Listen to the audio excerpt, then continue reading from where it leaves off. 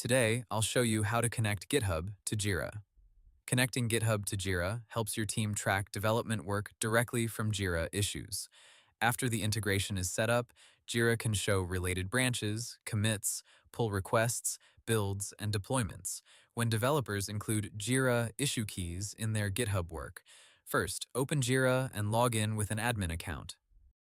From the top menu, click Apps. Then choose Explore More Apps or Find New Apps. In the Atlassian Marketplace search bar, type GitHub for Jira. Open the app and click Get App or Try it free. Follow the prompts to install the integration. After installation, open the GitHub for Jira setup screen. Click Connect GitHub Organization. You will be redirected to GitHub. Log into your GitHub account and choose the organization you want to connect. Now review the permissions carefully.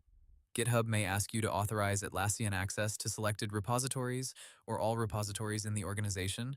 Choose the option that matches your team's security policy. After authorizing, return to Jira. Now select which repositories should connect to Jira. Once the setup is complete, Jira and GitHub will start syncing development information. To link GitHub activity to a Jira issue, include the Jira issue key in your branch name, commit message, or pull request title.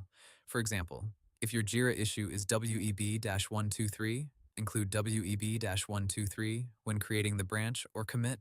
Now open that Jira issue. You should see a development section showing the connected branch, commits, or pull requests. This helps product managers, developers, and QA teams see progress without switching tools constantly. If GitHub activity does not appear in Jira, check that the repository is connected, the issue key is written correctly, and the integration has permission to access the repo. And that's it. You've successfully connected GitHub to Jira. Hope the tutorial was helpful. Subscribe to my channel and see you in the next video.